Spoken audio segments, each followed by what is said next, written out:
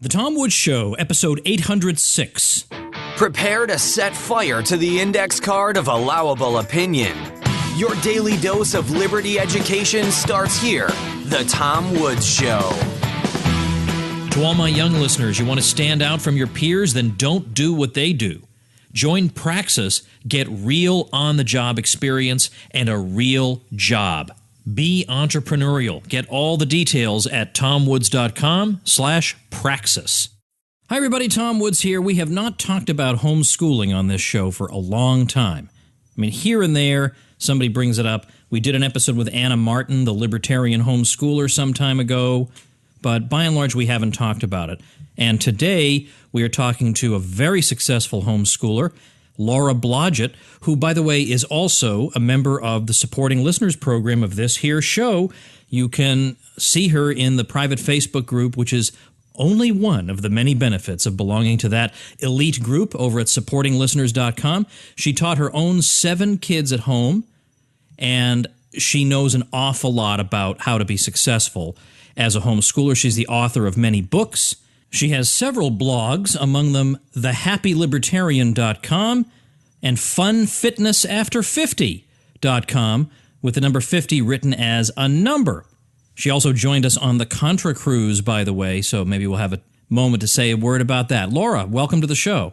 Hi, Tom. It's good to be here. I haven't talked homeschooling on the show for quite a while. I was looking back at earlier episodes, and I think I had Anna Martin on about 2 years ago or something. She's the libertarian homeschooler. Yes, I remember hearing that one. Yeah. It's a great one, but it's it was a while ago. So I know I've had a lot more listeners since then, and I know there are a lot of people on the fence about homeschooling because they already get the benefits. Although, actually, you know what? I bet they don't fully get the benefits. Let's get back to that in a minute. What they see are burdens. What they see are difficulties, a lot of work, a lot of responsibility, and it's scary. Right. So can you start off by maybe just trying to put people's minds at ease about all that? Did you have that fear? Well, I think that any responsible parent begins that journey of trying to teach their own children with those kinds of fears, much like when you first have a baby, you have those kinds of fears. It's perfectly normal for a responsible person to have those concerns. But as we all know, once you have the baby, you dig in and you do it. You take care of the little screaming infant that is so odd to you in your experience. So I think one of the biggest things that people get hung up on is what this education is supposed to look like. And they think it's supposed to look like what the government says it's supposed to look like. And it's not. That ruins it in a lot of ways. So what is wrong with the government's model? Well, it's impersonal. It's assembly line. It's full of propaganda. You know that. It's lacking in relationship. It assumes a whole lot of things about what education is that it isn't. And it presumes that you have to stuff a lot of information in their head, which they don't even do a very good job of. But it also, there's so much wasted time in bureaucracy. I've seen some studies, and I know just from some I went to public school, so I know from my own experience. And then one of my oldest daughters just participated in band for a semester, and the time wasting is phenomenal. Oh, the time wasting is unbelievable. I went to public school the whole 13 years. And in particular for a kid who gets what they're saying, right. Yes, I get this point, but the other kids don't. So I have to sit there for I don't know how long every single day while they repeat something again and again and again. This is just mind-numbing. Right. And that's just one of the problems is the lack of of individual attention. How about the subject of what you're going to teach your kids? You could just take an off-the-shelf curriculum and then just teach that. And that can work, but maybe you might think that's also kind of assembly line. So how have you been doing it? Well, like a lot of people, again, who I started with presuppositions that it had to be a curriculum. And I discovered year by year that my kids did better. We enjoyed it more the less we used a curriculum. In fact, in the first couple of years, towards the end of each year, I would say maybe March, it was like we were kind of tired of using the curriculum. So I just stopped. And we just sort of read and played. And I was astonished at how much we still interacted and learned, even though all we did was sort of read stories and do chores. Everybody was happy and everybody was learning. Now, when you say everybody, tell people how big a family are we talking about? Oh, just 7 kids. And I say just 7, a little bit tongue in cheek, obviously, but it's one of my standard responses to people when they say, oh, how can you do that with 7 kids? And I say, well, what is the average class size? My kids have it good. Yeah, that's true. Yeah, only 7. Right. That's a great class size. Yeah. And then they might say, well, but all the subjects at once. Well, it's so integrated. I have a neighbor whom I love dearly who has been known to say, oh, I'm not a Laura Blodgett. I couldn't do like what you do. And I said, I don't think my life is what you think it's like. It's so much more fun. Yes, it's hard work because taking care of kids is work, but everybody's tired at the end of the day. Everybody makes their priorities and choices. But now I got a little off track. Well, but let me ask you, let's try and describe what it really is like homeschooling so many kids. So were they all school age at the same time? Well, they are 13 years apart. So, that I was into high school at the same time I was starting the youngest. But because I know them all so intimately, because I was their instructor, plus with their father, highly involved in many ways, I knew what they needed. We had such a high level of communication that it wasn't nearly the struggle to convey information, to convey ideas, to understand their questions, to understand how to interact with them to help them discover things. Well, all the same, there is the practical question of having little kids who need much more supervision, even just to keep them quiet. Then you have kids who are older, who have more difficult material that you then have to go help them with. The image, I think, is in people's minds is you running around ragged from one child to the other like whack-a-mole. Well, not that you're whacking the kids, but you understand my point? Yeah, I know, because I've obviously had these discussions many, many times with people. It is hard to explain the dynamic of a family that is used to being together. And maybe you know the phenomena of when a child or two is gone for a little bit and they come back home, and it's sort of like you have to reestablish connections. You have to reestablish what the priorities of your family are, what the rules. I mean, it can even be that way when they go visit grandma. No, you're home now. This is how we do things. I'm still in charge. And when you start out the day with your kids regularly and the life that you have with them revolves around the home, there are not the same pulls and pressures and conflicts that you have when they're going off to an institution every day. So when I begin the day with them, they understand that they are a priority to me. And yes, we have our disciplinary problems, or we did, they're all adults now, but it wasn't on the same level of fight and conflict that it is when they're just coming home from another place. Describe then for me what a typical day at your house would look like when you were at the height of homeschooling. Well, I'm glad you put it that way, because I think that's an important thing. But I'd also, before I say anything about that, I would like to emphasize that I have known a lot of people who have taught their kids at home. I've known them all family sizes, all economic statuses, all personalities of both moms and kids. And one of the beauties of teaching your own kids at home is that you can be so creative and so responsive to everyone's particular strengths and weaknesses. And so even though I share my ideas and how we did things, they're what fit for our family. And they really should only serve as a jumping off place or an idea board, so to speak, for other people. And they should never listen to my story or anybody else's story and think, oh, I have to do it this way, or if I do it this way, this is exactly what will work for us. Okay, so having said that, what's it like? What am I going to find if I were to go in a time machine and step into your house? So strangely enough, I had to give limits to at least a couple of my kids. I had to tell them they could not get up before 5:30. That's funny. I've never had to tell our kids that.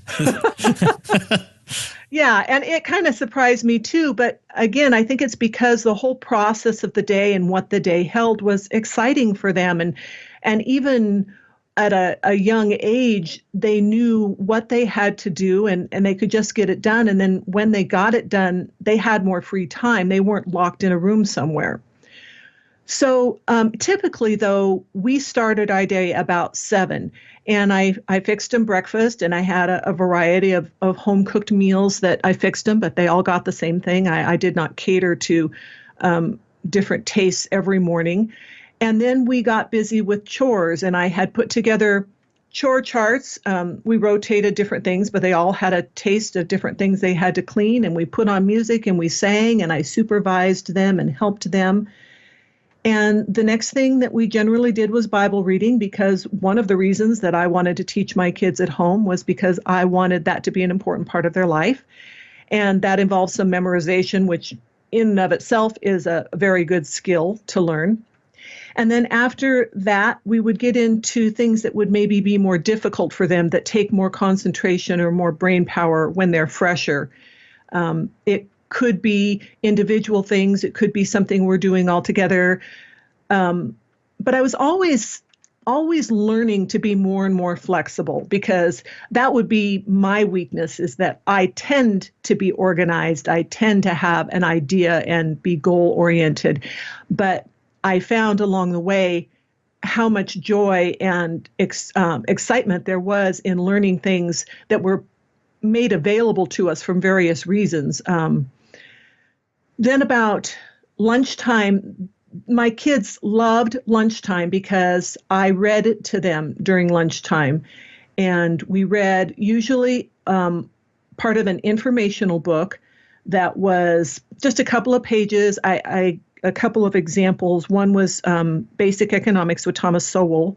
That was when they were a little older, but I didn't necessarily just read things that were suited to the younger kids. I mean, even when we had little kids, I read one that was called Mathematics is God Silent, which was fascinating, and talked about things like the Fibonacci number. Am I saying that right? I don't know if I'm saying that right. Oh yeah, Fibonacci, sure. Yeah. And then we read one about the life and times of Genghis Khan, and another one about Muslims and different things, and things that we would need to discuss. So we would just go a couple of pages at a time. And then we would read a story. I would read a story. I would often record it. So I actually have boxes of tapes, because that was in the dark ages, of stories that I have recorded, and they go back and listen to them, and that's fun. And it's interesting to me, one of an unexpected results of that was the idea of them recording stories. And so I have lots of recordings of them doing certain things, and it was sort of speaking and reading practice for them at a whole different level. When you have to, when you have to listen to yourself, you learn things about what you sound like. Yeah, sure. And then we did memorization. I have a couple of really fun books of poems. So we used poems that they could relate to, like about elephants chewing bubble gum, and I mean, just weird things like that. There was one about One Girl's Imaginary Dragon by Ogden Nash, which actually a lot of people would recognize that name.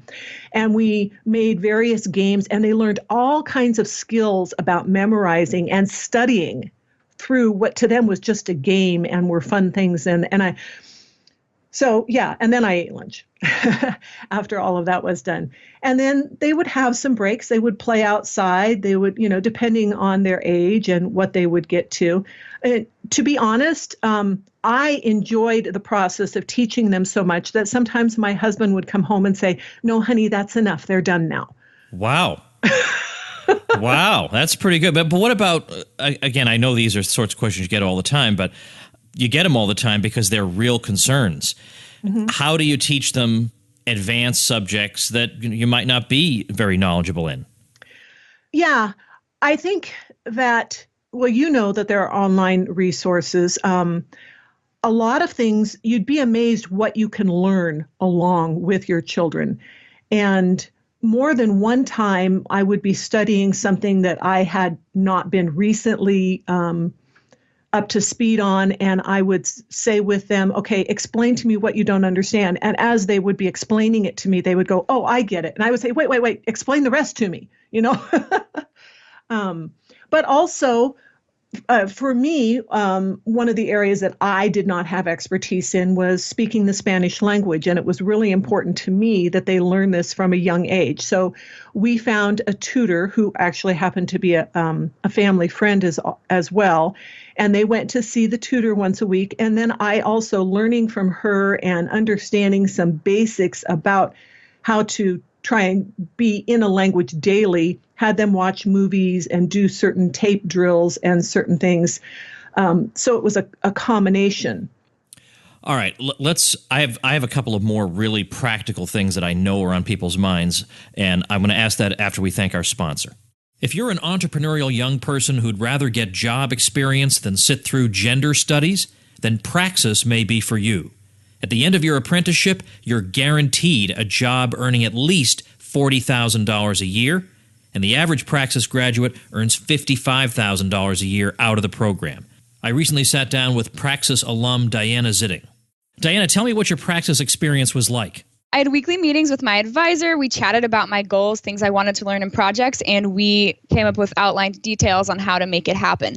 It was very personalized. The whole team knew me by name before I even started, so it was amazing. Diana, what I think people may not realize is you're only 18 years old. You've already finished the program, and what are you doing now? Yeah, so I am 4 years ahead of my peers who just completed a semester of college, and I'm working as sales manager at the company that I apprenticed with while I was in Praxis. I've got tangible, measurable proof that hiring me is an investment that pays off.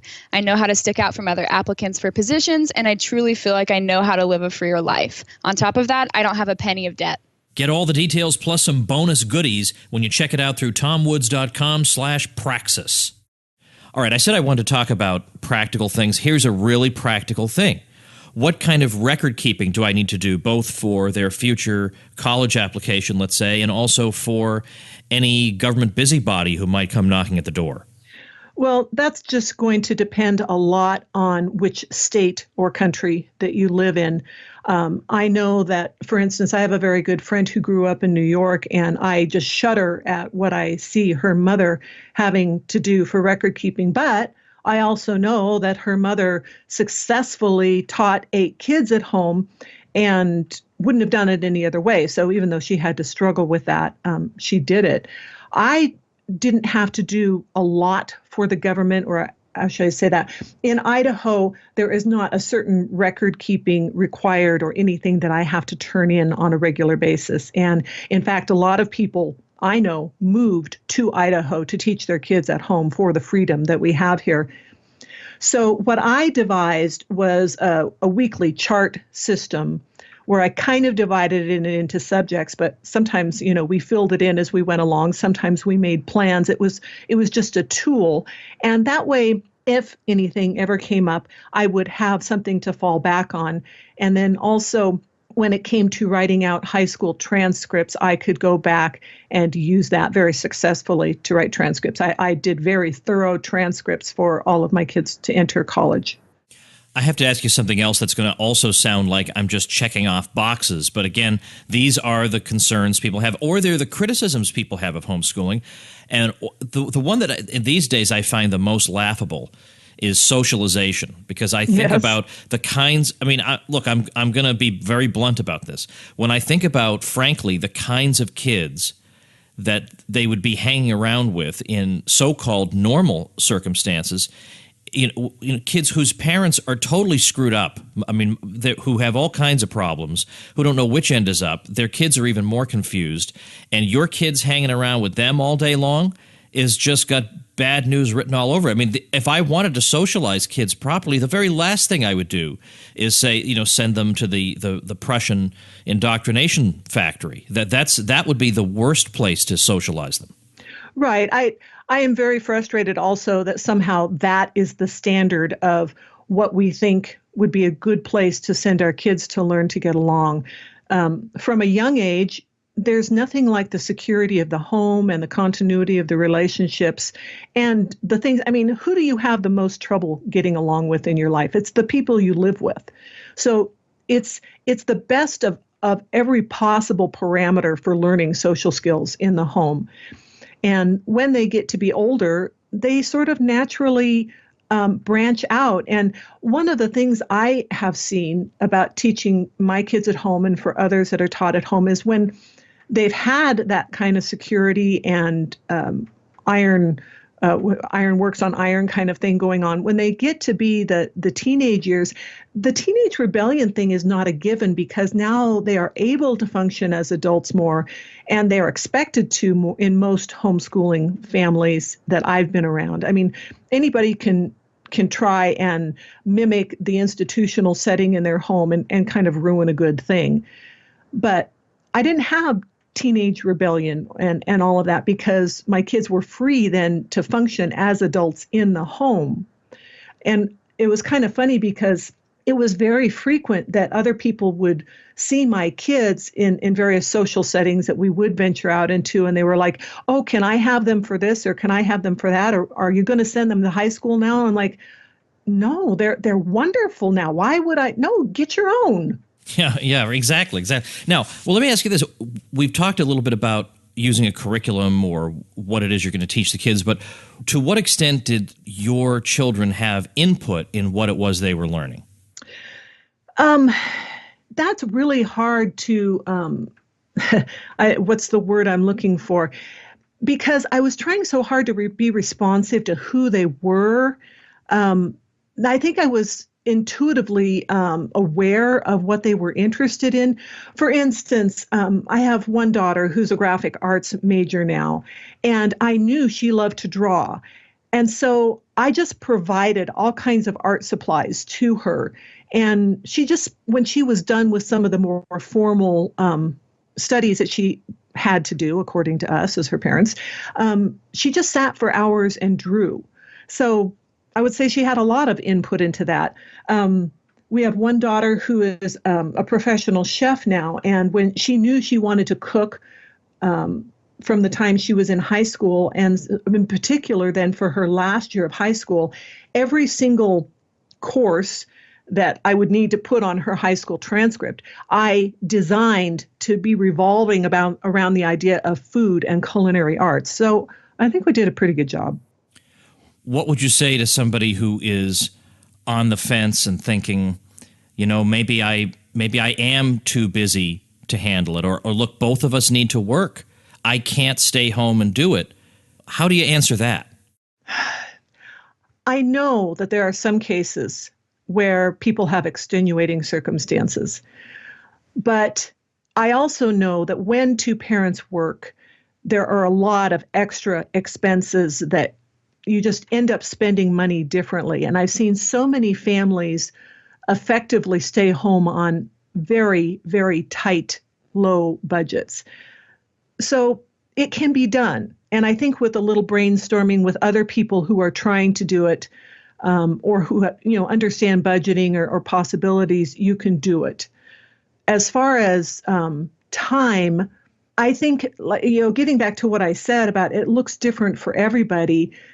I think any kid who spends time at home, even just playing all day, is probably learning better, is going to engage in learning in a more constructive way for them than going and spending hours in a public school. There's an old joke about that among my homeschooling friends, is that, 15 minutes doing any studying at home is better than a day at a public school. All right, so let's say somebody has listened to this episode and says, I think I may want to take the plunge and try this. I bet those people are going to want to read something, a book, a website, some resource, just to get their feet wet. Is there one you can recommend? Well, I haven't been connected with the homeschooling community online that much because my kids kind of graduated before that became a big thing. But I do write a blog called thehappylibertarian.com, and I have written a number of things about homeschooling there. And I also love to try and encourage people. So if anybody sends me particular questions, I would love to write a blog addressing those questions. Wow, sure enough. Here I am looking at it right now. I know I've been here one other time, yes. At least. Thehappylibertarian.com. Yeah, there it is. How about that? Wait a minute. Did I promote this on the show? No. Did I didn't promote that. Gosh, it looks so darn familiar to me. Well, anyway, we're going to link to it, certainly. This is episode 806, so tomwoods.com/806, thehappylibertarian.com. Wow, and there you are still. Yeah, I mean, regular posts. Wow. There are a lot of blogs that get started and they're gung-ho for about 3 days, and then they say, forget it. But not so here. Oh, this looks great. This is a great place for people to start. And there is a contact button on here? Yeah. Sure enough, indeed. Okay. All right, well, good. So definitely start with thehappylibertarian.com. That's good. All right, any parting words? They don't have to be super wise or anything. Just don't be afraid to enjoy your time with your kids and be the person that the parents both, that they look to for their inspiration and wisdom. Kids were given to parents first, and there is nothing about teachers that makes them superior to parents. And fair enough. Those are excellent parting words. Those are a model of parting words. Well, Laura Blodgett, I appreciate your time. I want to also tell people, by the way, not only are you, and I deeply appreciate this, a member of my supporting listeners, supportinglisteners.com, but also you were a guest aboard the Contra Cruise this past October. And I see you in the video, by the way, that we made of it. Can I put you on the spot to say a word about your experience on that cruise? And by the way, actually, before you say anything, you were concerned about motion sickness, and I've been on many cruises, never had a problem. And I said, don't worry, everybody, it's going to feel like you're standing on solid ground.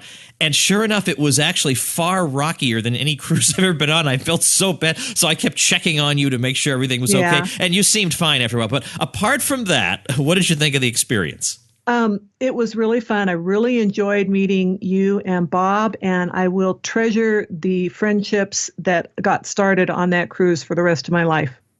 Isn't that funny? We all felt that way. And Bob and I, when we planned this whole thing out, we were thinking, we're not narcissists, I promise you, but we were thinking, well, this is all going to rest on how well we entertain people. And, we did a decent job of that, but it turned out that the people actually had a part to play. And I just think we had an unusually good, fun, nice, outgoing, just wonderful, bright group of people. We couldn't have asked for a better group.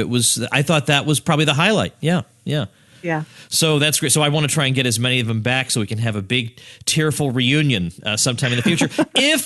If there should be, I'm not saying there will be, right? Who knows what the future will hold? But just in case, on the off chance we decide to do it again, it would be great to get people back. Well, anyway, Laura, I appreciate your time. I know listeners are going to benefit from what you had to say. So thanks so much. All right. Thank you.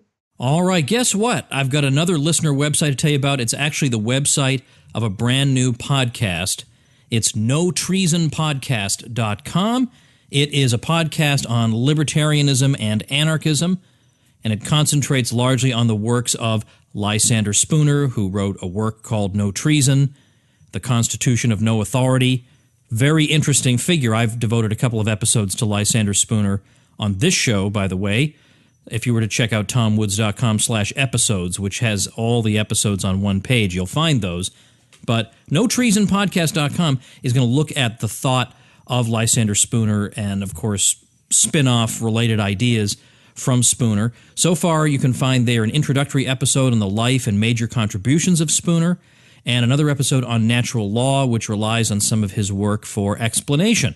So worth checking out, notreasonpodcast.com.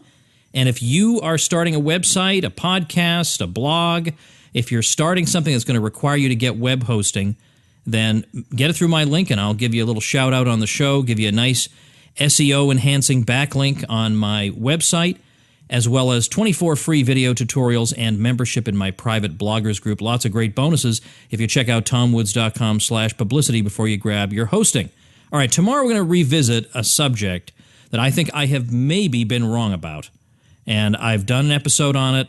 It's on this question of what it means to be a libertarian and the controversy over thick or thin libertarianism. And I'm not sure I've been right about this. I've been having second thoughts, and I've got a fellow coming on who's going to help me try and sort out my own thoughts on that. So I hope you'll join me for episode 807. Remember, tomwoods.com/806 will have all those links related to our guest today, Laura Blodgett. Thanks for listening.